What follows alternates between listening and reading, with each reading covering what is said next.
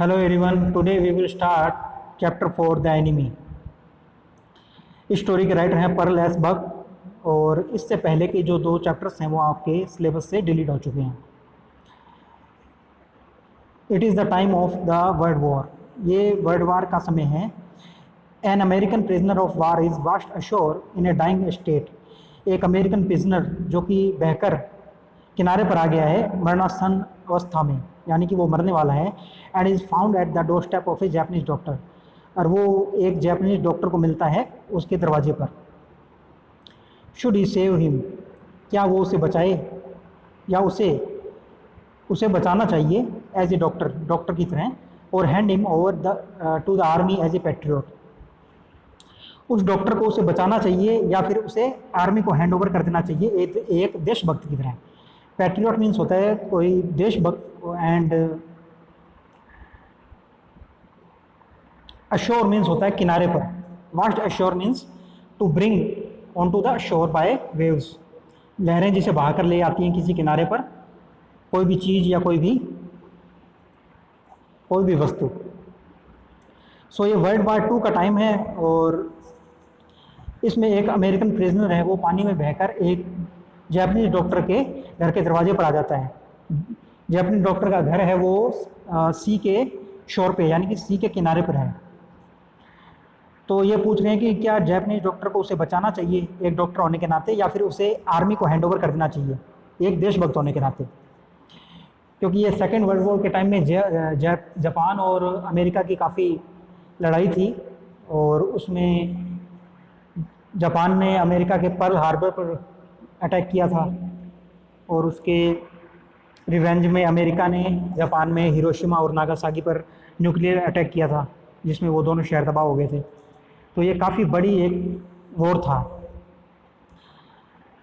Doctor Sadao Hoki house was built on a spot of the Japanese coast.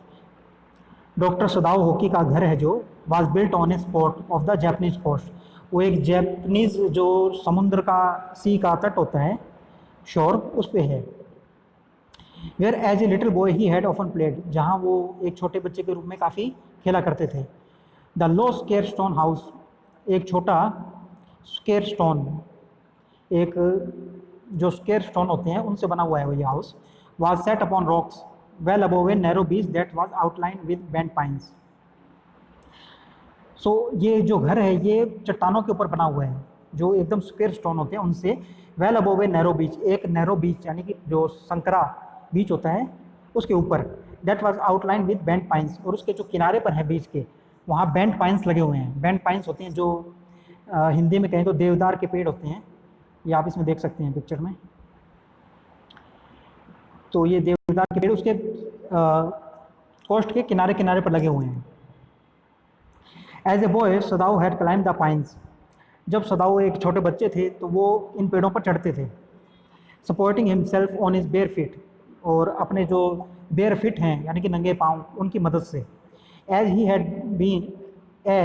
Had seen men do in south seas when they climbed for coconuts, जैसे कि उन्होंने देखा था south seize में लोग करते हैं जब वो कोकोनट्स के जो नारियल के पेड़ होते हैं उन पर चढ़ते हैं, तो वो सेम उसी तरीके से पाइन्स के पेड़ पर चढ़ते थे अपने नंगे पाँव से।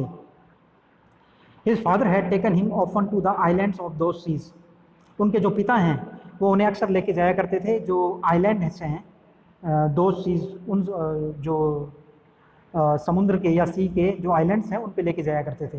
And never had he failed to say to the little brave boy at his side those islands yonder, और वो कभी ये कहना नहीं भूलते थे अपने इस छोटे बहादुर बच्चे से कि वो देखो वो आइलैंड्स वहाँ, यॉन्डर मीन्स होता है there. They are the stepping stones to the future for Japan, तो वो उसके जो पिता हैं सैबो होकी के, तो बचपन में वो उन्हें आइलैंड पे लेके जाया करते थे, और वहाँ वो उनसे कहा करते थे कि दोज आइलैंड यॉन्डर, कि वहाँ देखो वो islands. They are the stepping stone to the future for Japan, वो स्टेपिंग स्टोन हैं जापान के फ्यूचर के लिए। स्टेपिंग स्टोन मीन्स जैसे सीढ़ियों के कदम होते हैं, जो सीढ़ियों के स्टेप्स होते हैं। Where shall we step from them, हम उनसे कहाँ जाएंगे। Sadao had asked seriously, Sadao पूछा करते थे सीरियसली मतलब गंभीर तरीके से। Where shall we step from them, मतलब उन पर कदम रखकर हम कहाँ पहुँचेंगे या कहाँ जाएंगे। Who knows his father had answer, उनके पिता कहा करते थे कि कौन जाने, who can limit our future, हमारे फ्यूचर की लिमिट कौन लगा सकता है, it depends on what we make it, हम उसका क्या बनाते हैं ये इस पर डिपेंड करता है, हम फ्यूचर से क्या बनाते हैं ये उस पर डिपेंड करता है। Sadao had taken this into his mind as he did everything his father said, और सदाऊ ने इस बात को अपने दिमाग में बिठा लिया था जैसे कि वो हर बात को बिठा लिया करते थे या हर बात को रखा करते थे अपने दिमाग में, अपने माइंड में, जैसे जो भी उनके फादर उनसे कहा करते थे। हिज फादर वो नेवर जोक्ड और प्लेड विद हिम, उनके पिता जो उनसे कभी खेलते नहीं थे, कभी मजाक नहीं करते थे उनसे, but who sent infinite pains upon him who was his only son, और जिन्होंने उस पर बहुत असीमित रूप से एक दर्द डाल दिया था जो कि उनका इकलौता बच्चा था। तो इसमें जो स्टोरी के नरेटर हैं वो कह रहे हैं कि उनके जो पिता थे सदाऊ हॉकी के, वो उनसे कभी हंसी मजाक नहीं करते थे, उनसे कभी खेलते नहीं थे, जबकि उन्होंने उनके ऊपर काफ़ी भार डाल रखा था या इन्फानाइट पेन्स, काफ़ी एक दर्द डाल रखा था जो कि उनका इकलौता बेटा था।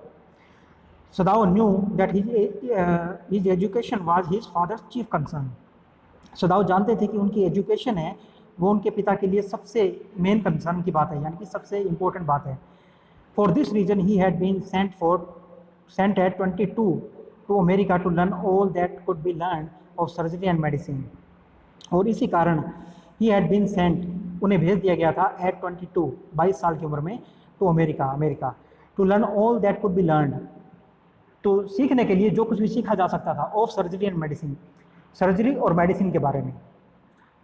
तो यही कारण था कि 22 साल की उम्र में उन्हें अमेरिका भेज दिया गया था सीखने के लिए जो कुछ भी सीखा जा सकता था सर्जरी और मेडिसिन के फील्ड में। He had come back at 30, वो 30 साल की उम्र में वापस आए, and before his father died he had seen Sadao become famous not only as a surgeon but as a scientist. तो वो वापस आए 30 साल की उम्र में, और मरने से पहले उनके पिता उनको देख पाए थे काफ़ी फेमस होते हुए, not only as a surgeon, मतलब एक सर्जन के रूप में नहीं, बट एज ए साइंटिस्ट। तो जो सदाऊ के पिता हैं वो अपने मरने से पहले सदाऊ को एक फेमस सर्जन के रूप में और एक फेमस साइंटिस्ट के रूप में देख पाए थे, because he was perfecting A discovery which would render mouths entirely clean, क्योंकि वो एक डिस्कवरी में या एक खोज में परफेक्शन करने की कोशिश कर रहे थे, which would render wounds entirely clean, जो कि घाव को बिल्कुल क्लीन कर देंगे। He had not been sent abroad with the troops. Also, he knew there was some slight danger that the old journal might need an operation for a condition for which he was now being treated medically, and for this possibility, Sadao was being kept in Japan. He had not been sent abroad with the troops. उन्हें troops के साथ, यानी troops means होता है soldiers, उन्हें soldier के साथ abroad means foreign में या बाहर, उन्हें सोल्जर के साथ बाहर नहीं भेजा गया दूसरे देशों में। आल्सो ही न्यू, वो जानते थे, there was some slight danger, कि वहाँ कुछ थोड़ा सा डेंजर है, दैट द ओल्ड जर्नल, कि जो पुराना बूढ़ा जर्नल है, माइट नीड एन ऑपरेशन, उसे कोई किसी ऑपरेशन की जरूरत हो सकती है, फॉर ए कंडीशन के लिए, for which he was now being treated medically, जिसके लिए अब वो मेडिकली ट्रीटेड हो चुका है। मतलब जनरल को एक बीमारी है जिसके लिए उसे ऑपरेशन की जरूरत हो सकती है, जिसके लिए अब वो मेडिकली ट्रीटेड हो चुका है। And for this possibility Sadao was being kept in Japan, और इसी पॉसिबिलिटी के लिए सदाऊ को जापान में रखा गया।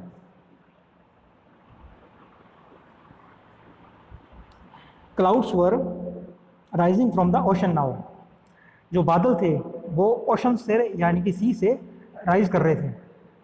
The unexpected warmth of the past few days had at night drawn heavy fog from the cold waves, जो अनएक्सपेक्टेड गर्मी थी पिछले कुछ दिनों की, had at night drawn heavy fog, वो रात को हैवी फॉग लेके आई, यानी कि हैवी जो कोहरा होता है वो लेके आई, फ्रॉम द कोल्ड वेव्स, ठंडी लहरों के साथ में। Sadao watch mist hide outlines of the little island near the shore and then come creeping up the beach below the house. तो सदाऊ देख रहे थे मिस्ट, जो कोहरा होता है, hide outline of a little island near the शोर, जो वो एक आउटलाइन बना रहा था, यानी कि एक किनारा बना रहा था लिटिल आइलैंड नियर द शोर था, जो कि समुद्र का तट था, उसके किनारे किनारे जो आइलैंड था, उसके किनारे पर वो एक आउटलाइन, कोहरा एक आउटलाइन की तरफ मतलब उसको ढक रहा था। And then come creeping up the beach below the house, और फिर वो क्रॉल करते हुए यानी कि रेंगते हुए वो creeping up the beach below the house, जो हाउस के नीचे जो बीच है वहाँ वो क्रॉल करते हुए यानी रेंगते हुए आ रहा था कोहरा। ब्रेथिंग अराउंड द पाइन्स, और वो पाइन के जो पेड़ हैं यानी कि देवदार के जो पेड़ हैं उन पर लिपट रहा था उनके चारों ओर। In a few minutes fog would be wrapped about the house too, और कुछ ही सेकंड्स में, कुछ ही मिनटों में, in a few minutes fog would be wrapped around the house too, घर के चारों ओर भी जो फॉग है यानी कि जो कोहरा है वो लिपट जाएगा। Then he would go into the room where Hannah, his wife, would be waiting for him with the 2 children. और तब then he would go into the room, तब वो कमरे के अंदर जाएंगे where Hannah, जहाँ हना his wife, उनकी जो वाइफ हैं, would be waiting for him, उनका वेट कर रही होंगी with the 2 children, अपने 2 बच्चों के साथ में। But at this moment the door opened, पर इसी क्षण दरवाज़ा खुला।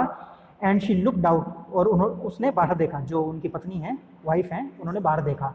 ए dark blue woollen haori over her kimono, उन्होंने कपड़े पहने हुए थे, ये उनकी ड्रेस की डिस्क्रिप्शन है।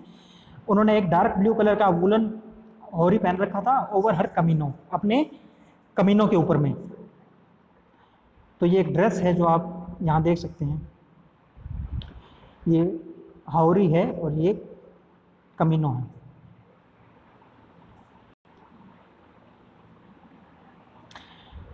She came to him affectionately and put her arm through his, as he stood, smiled and said nothing.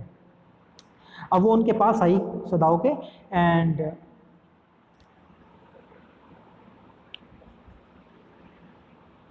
She came to him affectionately, वो प्यार के साथ उनके पास आई। And put her arm through his, और उन्होंने अपनी जो बाहें हैं वो उनके चारों ओर, एज ही हैज स्टूड, जो वो खड़े थे सदाओ तो उनके चारों ओर अपनी बाहें डाली। स्माइल्ड एंड सेड नथिंग, और वो मुस्कुराई और उन्होंने कुछ नहीं कहा। He stood smiled and said nothing, वो खड़े थे जहाँ, वो उन्होंने मुस्कुराया और कुछ नहीं कहा, said nothing. He had met Hana in America, वो हना से अमेरिका में मिले थे, जो उनकी वाइफ है हना, उससे सदाओ अमेरिका में मिले थे। But he had waited to fall in love with her until he was sure she was Japanese, पर वो उनके प्यार में पड़ने से पहले, but he waited to fall in love, पर वो प्यार में पड़ने से पहले रुके with her until he was sure she was Japanese, जब तक कि वो पक्का नहीं हो गई कि वो जैपनीज हैं।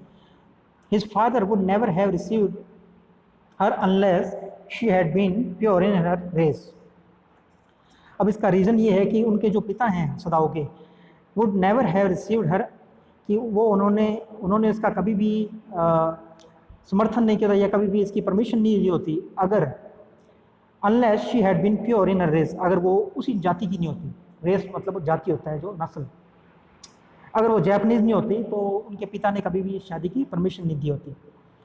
ही wondered often whom he would have married if he had not met Hannah, वो कभी कभी सोचते हैं या आश्चर्य से सोचते हैं कि उन्होंने किससे शादी की होती अगर वो हना से नहीं मिले होते।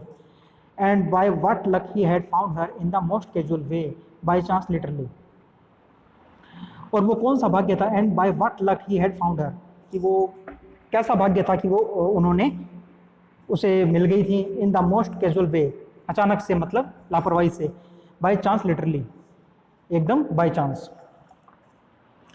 तो जो सदाऊ हैं वो सोचते हैं कि उनकी किस्मत थी, या वो उनकी कैसी किस्मत थी कि वो जो हना है वो उन्हें मिली अचानक कैजुअल वे में और by chance literally. At an American professor house, एक अमेरिकन प्रोफेसर के घर में। तो सदाऊ जब अमेरिका गए थे तो वहाँ उन्हें उनकी वाइफ हना मिली एक अमेरिकन प्रोफेसर के हाउस में, और क्योंकि वो एक जैपनीज ही थी, जैपनीज लेडी थी, तो उनके फादर ने उन्हें शादी की परमिशन भी दे दी थी। तो यहाँ सदाऊ सोच रहे हैं कि उन्होंने, अगर उन्हें हना नहीं मिली होती तो वो किससे शादी करते। तो इसके आगे का पार्ट हम नेक्स्ट वीडियो में कंटिन्यू करेंगे।